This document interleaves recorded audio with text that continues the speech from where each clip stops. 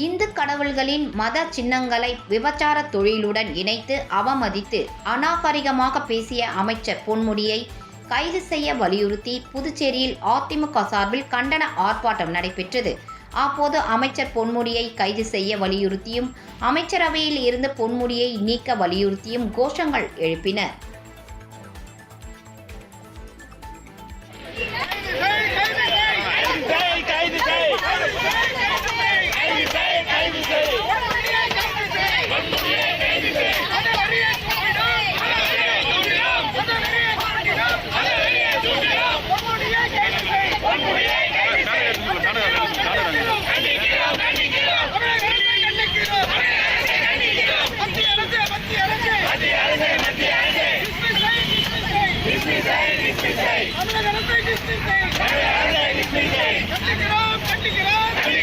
கண்டிக்கிறோம்.